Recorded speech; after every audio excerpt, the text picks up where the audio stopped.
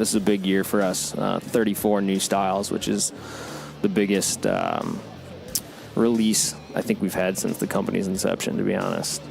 And we definitely learned that people do not like it when they're like, God, this is great. How much does it cost? And you tell them, they're like, great, I'll take 2. And they're like, oh, no, you can't have it. A lot of gals at this show have been like, oh, yeah, I'm a men's medium. I'm a men's. I'm like, oh, well, we have women's sizing. Like, oh.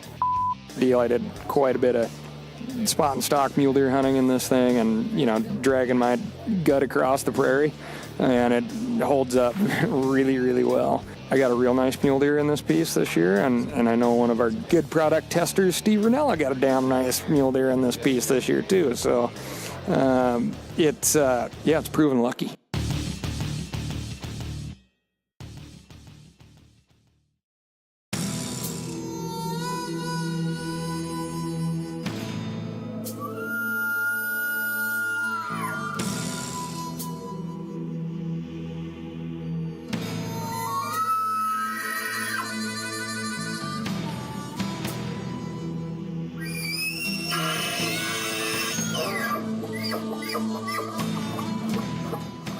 Welcome to the R&A Outdoors podcast, fueled by Ripcord Arrow Rest and First Lite Hunting Apparel. At R&A, we are public land DIY conservationists that love to share our passion for the outdoors. So join us and our team as we interview professionals in the industry to share insight knowledge that helps make hunters and anglers more successful.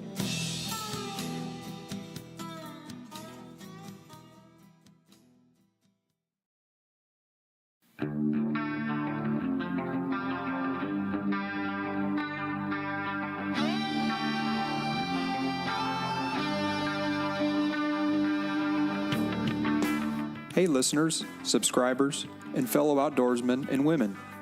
This is your host, Lucas Paw, and I'm excited to tell you about some of the sponsors that continue to help make this podcast not only happen, but grow and thrive in this digital world of audio content. This podcast is brought to you by Ripcord Arrow Rest, the bow hunter's #1 fall-away rest on the market. Ripcord is known for 100% full-time arrow containment and their patented drop-dead brake system that eliminates launcher bounce back. Best of all, Ripcord is backed by their rock-solid guarantee. If the original owner has a part break for any reason, it will be repaired or replaced at no charge. And did I mention, Ripcord is located in southwest Montana, where all their products are made with pride in America. Check them out at ripcordarrowrest.com and on their social media feeds. This podcast is brought to you by First Lite Clothing and Hunting Apparel. Born in the Rockies in central Idaho, First Lite's mission is to create simple, yet proven, versatile gear that provides comfort and performance in any situation while working to promote the pursuit of ethical hunting and stewardship. I recently joined the First Lite Pro Staff team and have continued to be impressed year after year in their innovations in engineering of merino wool fabrics. 10 years ago, they started putting out wool fabrics with camo patterns, and immediately this changed the game. Since then, they offer multiple layering systems and kits in various proprietary patterns and continue to raise the bar with their competition. Find them online at firstlite.com or under their social media feeds. Go farther, stay longer.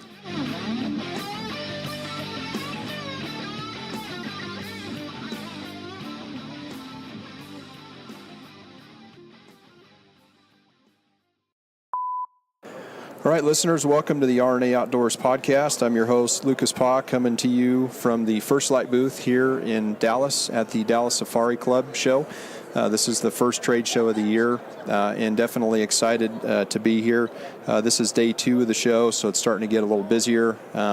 Being here at the First Lite booth, it's still a little quiet this morning, but I'm anticipating that I'm sure the rate's going to pick up here shortly. But fortunate to be here this morning with 2 employees of First Lite, both Gregg and Ryan. Most of you probably know both of them. Been with First Lite for quite a few years, and our plan this morning is to kind of go through the new product lines for 2018, which are being released at this show. So I think we've all been kind of waiting to see what First Lite was going to come out with in 18. A lot of people have been asking questions, and we're actually here today to talk through some of that. So welcome, Gregg, Ryan, to the R&A Outdoors podcast. Yeah, thanks, man. Thanks for having us. Yeah, so it's not catching wet weather here, but it's darn close in the mornings. It's any weather you can imagine inside the giant convention hall. That's true. So it's we're paying our dues, To your point, no blue sky, but It kind of felt like catching weather when we landed. It was colder here than it was when we took off. Yeah, there's a little bit of humidity here, and that makes it cold. yeah, it absolutely does. Yeah. Maybe just briefly, both you guys just kind of give an intro, just maybe talk a little about yourself and kind of what you do at First Lite. Sounds good. I'm Gregg Farrell. I'm the product operations manager here at First Lite. So deal with some product development and then also just general operations management, raw material sourcing, things like that. Okay. How long you been with First Lite?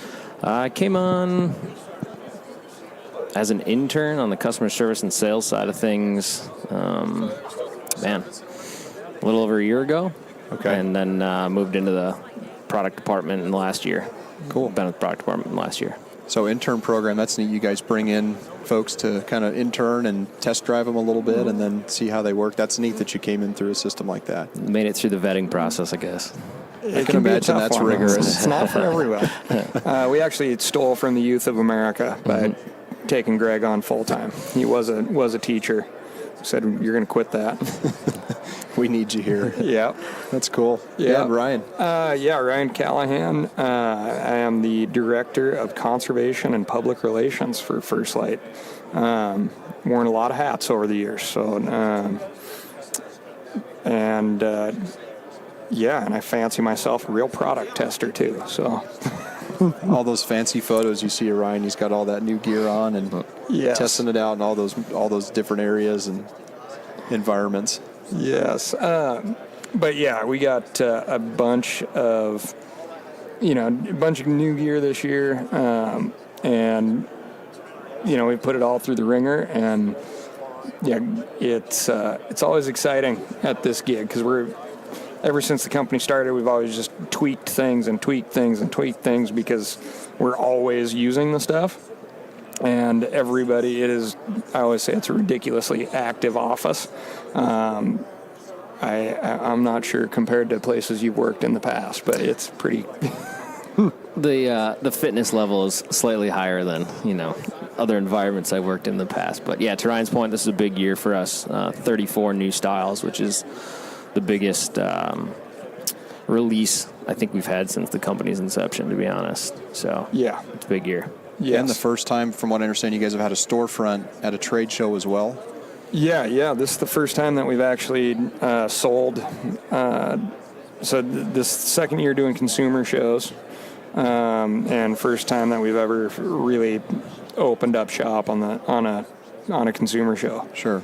Which is, I think, neat because when you look at a lot of the competition, you guys are now competing with. They've got storefronts. People are there. They're able to buy gear. So I think it's great that you guys have that ability to provide people with gear tangibly here. They can try it on. They can walk away with it right at the show. And we definitely learned that people do not like it when they're like, this is great. How much does it cost? And you tell them, they're like, great, I'll take 2. And they're like, oh, no, you can't have it.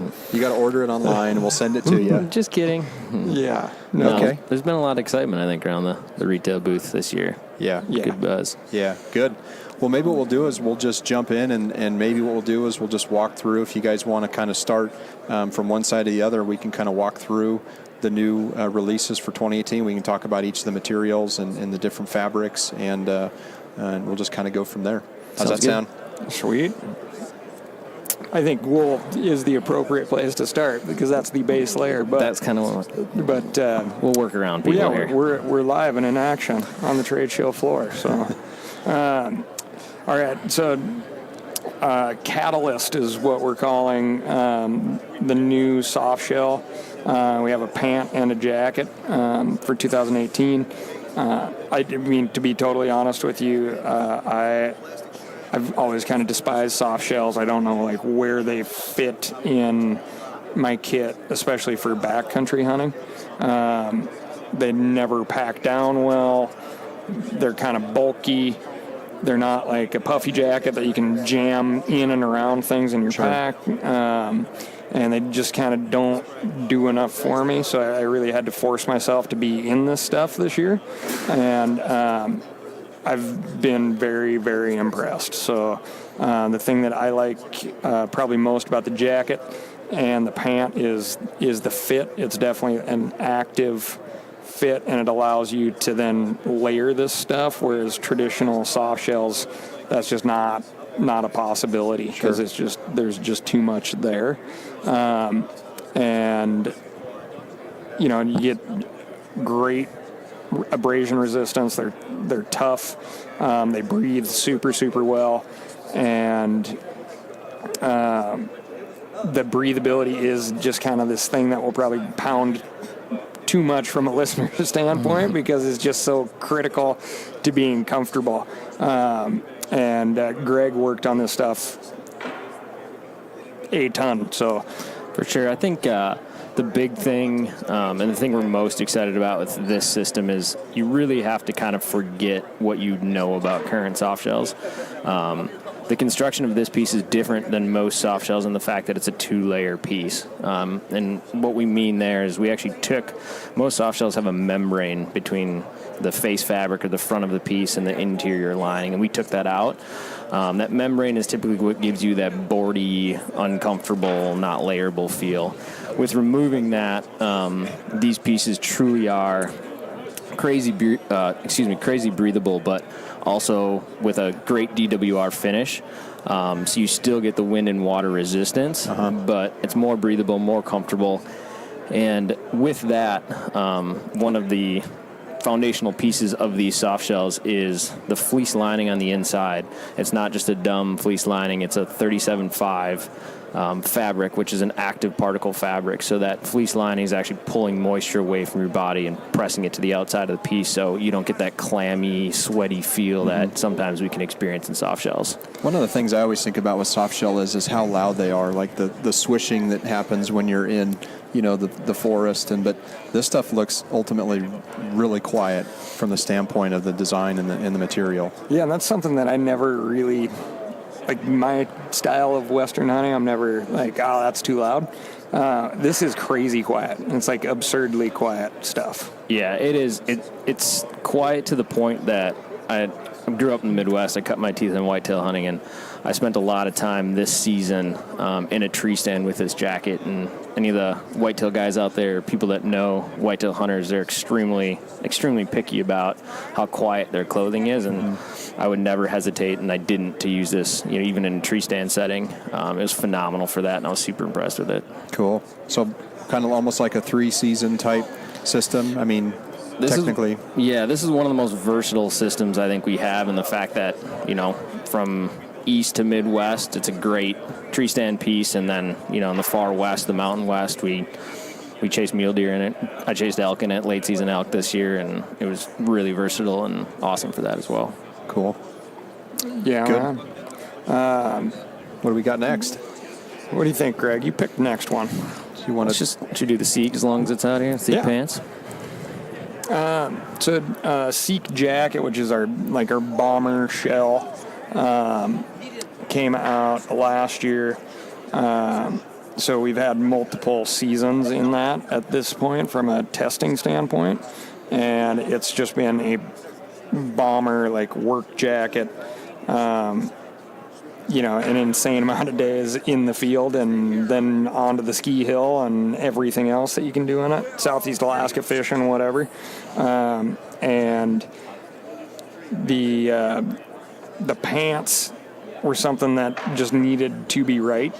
And we there's a bunch of features. We probably can't hit them all, but it is a very, very tough, very waterproof kind of work pant along the lines of the jacket.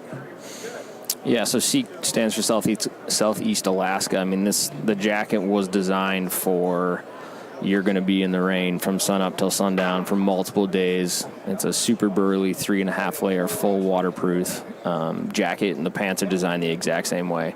The pants themselves, some unique design features I think we can touch on kind of quickly is they're designed to be your pant. So they're cut in a way that they're comfortable to wear. Definitely can be worn over, other layers as well, but standalone as a pant, which is how I used it this year. They're extremely comfortable. No problem wearing those things all day. Very breathable for how waterproof they are. And, just look into the pant between roll top pockets in the front and flaps over the zippers. It's designed to keep you dry and, get a lot of use out of them. In terms of the sizing, if you're, chasing blacktails on Kodiak in October and it's wet, would you want to size up over your current kit system, or how is it sized comparable to? I definitely would some not, other, especially like that particular example. You're going to be just that particular example, especially if you're going from the beach up, you're going to be going through a ridiculous amount of brush to get into the muskegs and stuff, and so you're just going to be constantly slapped with wet shit. Yeah. And it's miserable. I'm there right now. Yeah. And, so you'll just wear this, size it like you would your pant. Okay. Definitely. Yeah. Now, in terms of both of the Softshell and the SEAK Stormtide, are they offered in all the patterns that you guys offer in terms of the colors? So both of these are going to be offered in both of our patterns, so Cypher and Fusion, and then they'll be available in Dry Earth as well. Okay. Yep. Good. Yeah, so just think it's burly. It's over. From a sales perspective, I shouldn't say this, but it's going to be overkill for most folks. Yeah. Sure. It is. It's for BC, Southeast Alaska, Washington, Oregon, coastal stuff. It's got a specific need that it's fitting. Yeah, you're, Idaho, Montana, Wyoming guys, unless you're spending a lot of days in the field, horseback, brush, stuff like that. It's going to be a little burly for you. Sure. Yeah. Okay. Right, I think we can jump into the Sawtooth Hybrid vest next. So we released the Sawtooth Hybrid Jacket last year. It was kind of one of our flagship pieces. I'm sure any of the First Lite fans out there are familiar with the technology of that jacket, but basically what it is it's a hybrid in the fact that under the arms, pits, back, it's a 300 weight merino with a front nylon face and 50 grams of insulation. Reason for that design is that most of the stuff we do in the West, you got to pack on your back. So it's breathable in areas where there tends to be lots of layers, and you get some wind protection and insulation in the front as well. So with all the success that the hybrid jacket had, it had a lot of hype to it and definitely stood up to that hype. A lot of people excited about it over the last year. We went ahead and used those same technologies to design a vest. So no changes in tech or construction, just a vest format to provide some additional versatility in insulating layers and wind blocking, depending on how you like to build your system, if a vest fits into that or not. And then Halstead Tech Fleece has kind of gone through a redesign. It's pretty. It's a new piece. Yeah. You'll see a lot of the same performance. A lot of people absolutely love that Tech Fleece now that we've had it at least 3 seasons. And it does this crazy good job of blocking the wind, provides a lot of warmth for the weight, and this piece is still going to do that. The fit is a little bit different, and we now offer it with a hood as well. Correct. So we added the hood. Other big change with this piece other than the fit is we changed the antimicrobial treatment. So we're now using better antimicrobial treatment, high Q, versus what we were using before. So you're going to notice some performance increases in that as well. What I noticed with the original Halstead, I love the fleece, but it was always kind of boxy. Yes. Like it never fit, kind of like ultralight or like a lot of the gear you guys are producing now. So this is more of a tapered fit, or I guess more of a ultralight, tighter fit. Absolutely. Yes. Yeah. And it obviously comes with the hood, which is a nice feature, Yeah, which and the Sawtooth has as well. Wind blocking feature, or that, the added kind of, it works so great as a wind shirt. I was coming around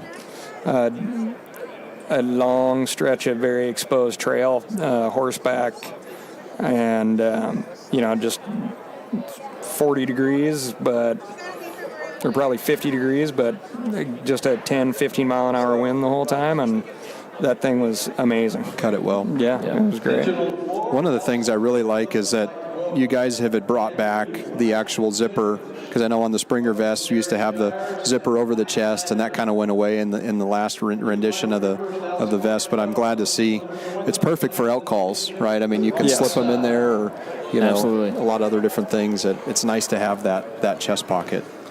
Go ahead. Oh no, we should hop over and hit the merino. Yeah, let's do that. Or the arrow wool, rather. So for 2018, we did a complete revamp of our wool program, basically down to the fiber level in both of the offerings that we have. So we have 2 offerings in terms of wool categories this year. Arrow wool, which we've offered before, but again, we've revamped it down to the fiber level. And then our new heavier weight merino that we're calling MerinoX this year. So I'll maybe just jump into kind of the general differences and changes between the two, and then we can fill in some gaps from there. So in terms of arrow wool, big changes from what our previous arrow wool was and what people knew our arrow wool to be. The first one is that our previous arrow wool was a merino wool poly blend, and we've now switched that to a merino wool nylon blend. Benefits you get from that is it's going to be more durable, which is the biggest one. Mm-hmm. So wool and durability is always kind of a fine line there, and by going from a poly blend to a nylon blend, we get a lot more durability. In addition to that, a big thing that sets our merino nylon blend apart is that, again, it's 37.5 active particle nylon. So it's not just, a filler fiber in the wool to make it stronger. It's also actively pulling moisture away from your body. So in terms of the arrow wool itself, it's going to dry faster. It's going to evaporate moisture better, and it's going to be more durable. Okay. So in addition to those changes, we've added a weight as well. So we previously only offered arrow wool in 150 weight. We now have a 200 weight, slightly heavier version of that same One product. of the things I know you and I talked about yesterday is with some of the older wools with the poly is the pilling that happens, on the material in the garment. And, after 6 to 8 months of wearing it, quite often, it starts pilling up. And, I don't know if that lessens the integrity of the garment, but it definitely is noticeable on a lot of the older fabrics that you guys used to manufacture. Yeah, and we had this wool third-party tested, and so again, durability increased, ability to evaporate moisture increased, and pilling resistance also increased. So That's great. Yeah. And just from, man, I don't think the pilling really hurts the integrity of the garment. However, mentally you look at it and you're like, what is that? Yeah, why is it doing that? Yeah. Well, that's neat. So you guys have added the 200 weight then versus the 150. Yep. And, the important thing to hit also is it's still, you're getting the best parts of merino, right? It's going to be an insulator when it's cold, and it's going to breathe like crazy, and you're going to get a really good cooling effect when it's hot, and it's just going to keep you in that comfort level. Absolutely, especially in the 150 weight, mentioning hot. You'll notice in the 150 weight, you're going to find mesh. It's the same fabric. It's just a meshed fabric in the areas where we get the hottest, so underarms, parts of back, etc., things like that. Okay.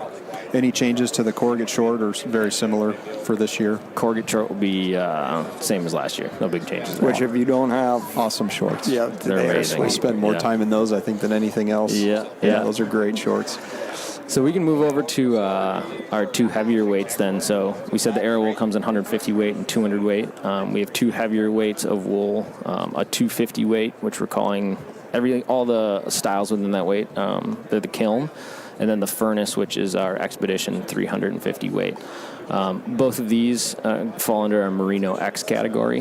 The big changes from our previous offerings in merino to the MerinoX category is you're going to see it's 95% merino and 5% spandex. The reason for the addition of the spandex, again, it goes back to that durability and fit. So this is going to provide increased pilling resistance, increased durability, and in addition to that, you're going to get a more consistent fit over the life of the garment. So, if you buy a hoodie in the 250 weight, it's going to fit more similar to the way it comes out of the package, after 10, 15, 20 washes than a 100% pure merino piece would be. To Cal's point about the arrow wool, one thing we really want to make sure that the customer is aware of is the addition of the 5% spandex was a performance addition, and you still have all of the positive qualities: scent resistance, via antimicrobial, insulate when wet, UV resistant, everything that people knew about our 100% merino wool. You're getting all those benefits plus the additional ones with the new construction of MerinoX. Okay. And the name behind MerinoX, is that essentially just adding spandex? Is that kind of where that came from? Or? Yep, that was part of it, and just differentiating that from our current offerings as well. Gotcha. Yeah, so. And the 350, is that a new line then? So we have not offered anything in the 350 line before. I would say the 350 line is what I'm most excited about in our wool offerings this year. It's a very new construction in terms of wool than our customer or anybody in the industry is doing right now. And what makes it different is it's a lofted construction. So it's a lofted fleece construction on the interior, interlock construction on the exterior. So it actually feels like a fleece, even though it's wool. Yeah. And what we get from that is that additional loft. It's providing a lot of insulation because there's air in that lofted space. So for a lighter weight wool, you're actually getting more insulation than some of our previous 400 weight offerings, like the Springer, the Labrador. And it's a ultra durable construction as well. I know Cal was fired up about this one too, but I had a lot of really good days in this piece, and really excited about it. Yeah, it really is. It steps up the durability to the point where this is, or was for me this season, like a no-brainer outerwear piece. And it's a tough deal. I did quite a bit of spot and stock mule deer hunting in this thing, and dragging my gut across the prairie, and it holds up really, really well. I got a real nice mule deer in this piece this year, and I know that was a nice deer. Your Idaho buck? Yeah. That was a nice deer. Good product tester, Steve Ranella, got a damn nice mule deer in this piece this year too. Yeah. So it's proven lucky. Yeah, and I think the nice aspect of 350 is it provides additional protection in the cold. So, it becomes more of a October-November piece, garment outerwear piece. So I think this one has a lot of versatility too. I mean, there's going to be a lot of, obviously there's Western applications as we just talked about, but this is going to be a favorite, I think, amongst the whitetail and waterfowl crowd as well. Those late season cold hunts. Yeah. Ice fishermen. Yes, there you go. Ice fishing. It is frickin' warm stuff. Absolutely. And this is, the bottoms in this are constructed the same way as the tops, and it is the furnace for a reason. Yeah, for sure. Makes sense. Okay, to me, I think the flagship piece that's out new this year, I noticed this was the first thing I noticed when I came into the booth, was the Puffy jacket. And I've been a fan of the Uncompahgre for years. I mean, that's always kind of been my outermost layer, sitting glassing in Montana in November. But this piece to me looks like it's going to change the game for you guys in terms of what you guys are putting out this year from a down standpoint. Oh, yeah. Well, it's our first ever push into down. It's something that we have truthfully been working on for a long time, and this is kind of like the time is right type of situation, and I'm super excited about this and wore the heck out of it. Definitely want to say the Uncompahgre is not going away. That thing is still a vital part of my kit. Yeah. But this jacket solves a lot of problems late season. Yeah.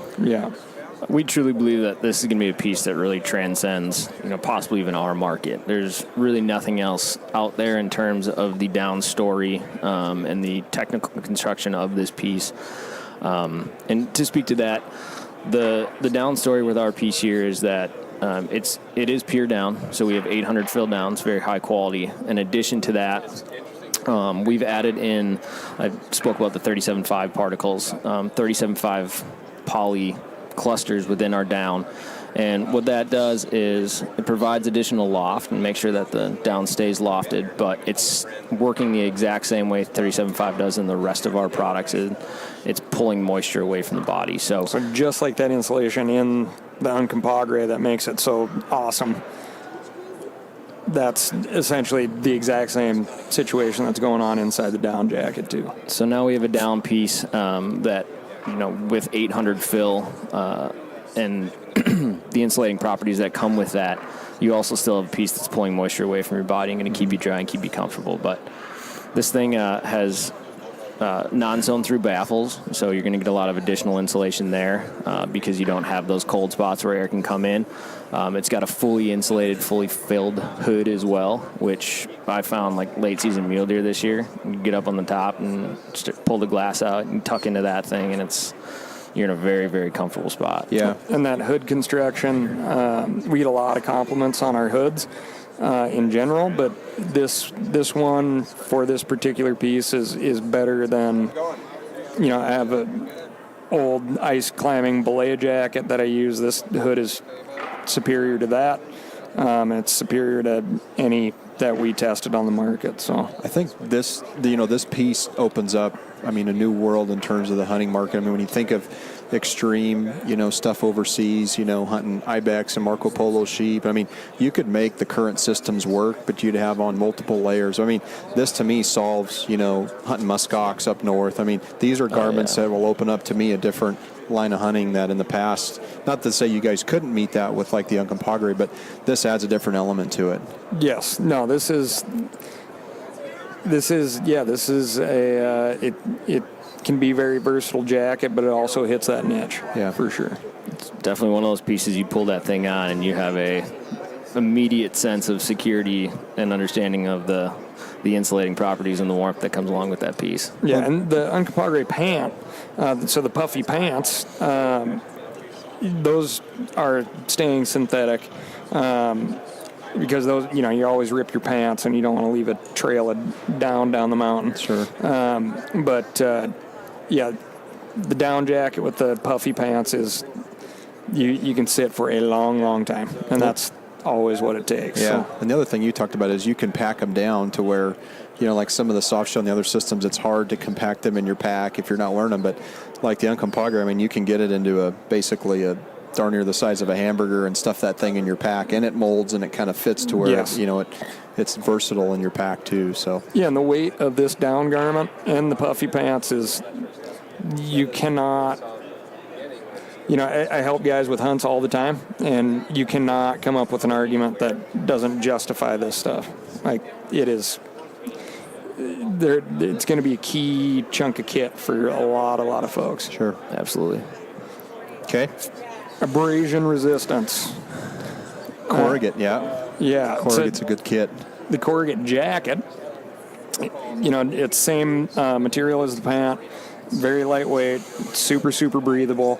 This is a great, like a run and gun, protect your merino piece, because it's not going to add some extra layer of insulation, but it's going to, add that abrasion resistance to your upper half.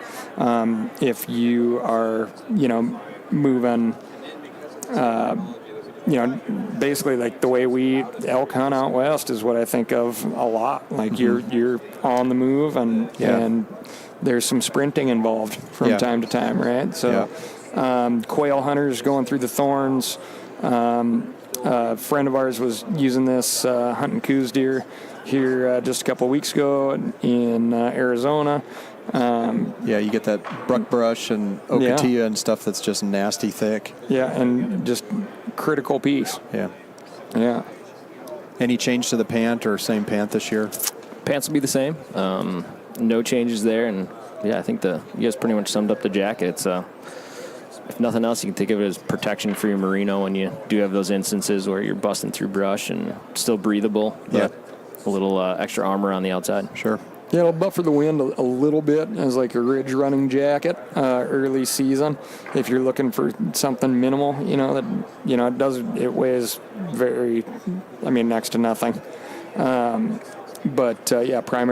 Primary, it's just going to be a little armor on your upper half. Yeah. All right. I think cool. Moving into some of the women's stuff here. Yeah.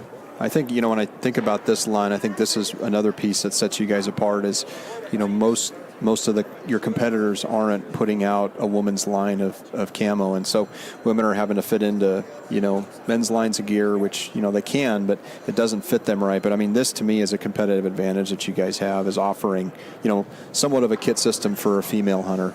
Well, yeah, I mean, to that point, there's a lot of gals at this show have been like, oh yeah, I'm a men's medium, I'm a men's. I'm like, oh, well, we have women's sizes. Like, oh.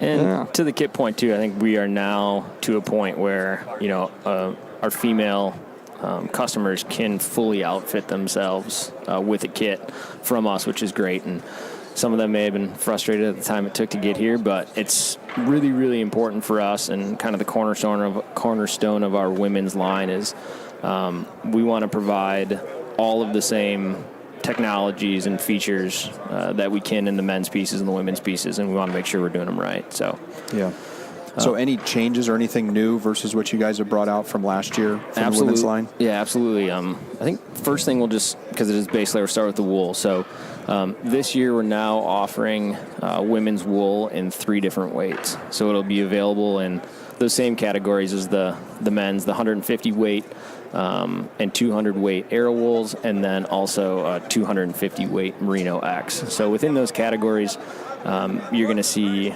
different combinations of configurations, so crews, quarter zips, hoodies, etc. But we do have 3 full weights of women's wool, as well as some additional new configurations that we weren't offering previous to 2018. And are you guys seeing, I guess, based on this niche, because I think it is a niche in this market, are you guys seeing the sales good? I mean, are you guys seeing that it's meeting your guys' expectations on what you guys are putting out versus, because sometimes, like, we talked about ASAT earlier. ASAT's going away, which is near and dear to my heart, because that was one of the first kits of First Lite that I bought, 8-9 years ago, was ASAT. Oh, yeah. And so you got to look at that and you got to stay competitive. But are you guys seeing that this is actually holding true to what your guys' vision was around a women's line? Yeah, man, I think so. I mean, we our history has always been, built in increments, right? So we start with the base layer and we make sure that's right, and then we start adding on, and that's how we've been building the women's line, and we're adding on to the customer base as well. That's great. It's good to see that offered, right? I mean, it's, to your point, it's a lot of the females are wearing men's, hunting clothes. I talked to a gal yesterday who is an absolute badass.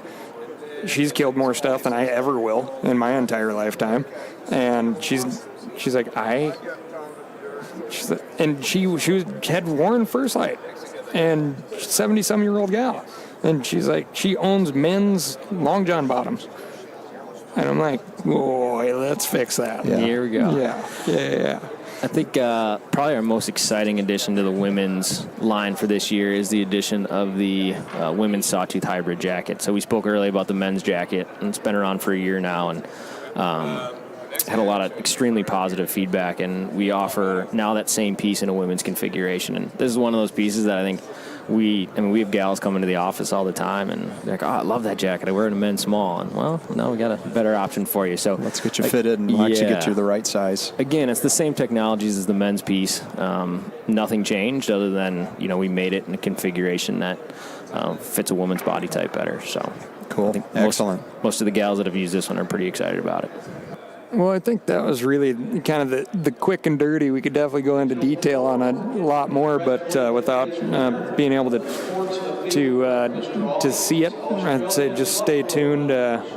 Stay tuned for all the fun social media updates that we're doing on the product and the videos that we're dropping, and we're going to show you as much as we possibly can without you being there to touch it and feel it and smell it.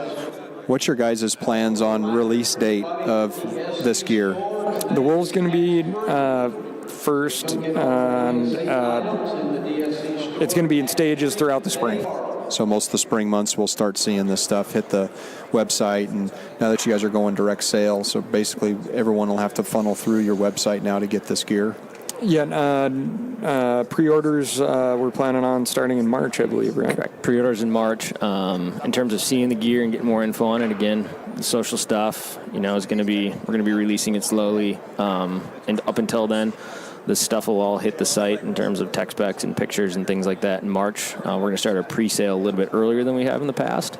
But yeah, that'll be kind of the rollout in terms of how people can learn about it and see the stuff. And if you're around, sheep show week after next, and Western Hunt Expo and the Portland show in February, mid-February. And you guys will have storefronts and this gear at those shows as well?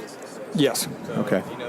Cool. Well, thanks, gentlemen, for jumping on real quick and just kind of giving us a quick overview of the new gear for 2018. It's pretty exciting that you guys are able to release this here at the Dallas show. And again, I know a lot of people have been asking questions about what's coming out, so it's neat to see you guys challenge convention and innovate and continue to keep up, with competition, and in my opinion, exceeding a lot of the competition out there. So I know from my standpoint as a user, really appreciate the stuff that you guys do and what you guys are currently continuing to do in the industry. So thank you. Man, I think with your knowledge of just being on the end user side of things, we make a lot of changes, and we listen to our consumer base.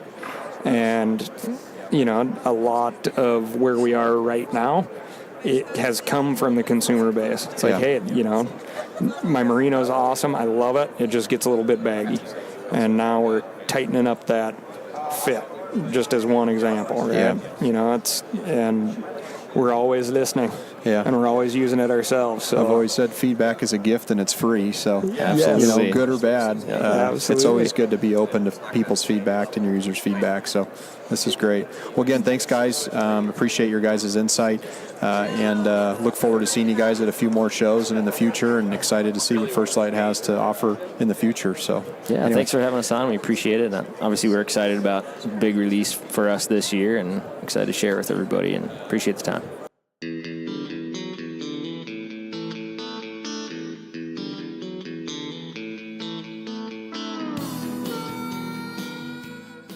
Hey everyone, this is Lucas Paw, host of the RNA Outdoors podcast.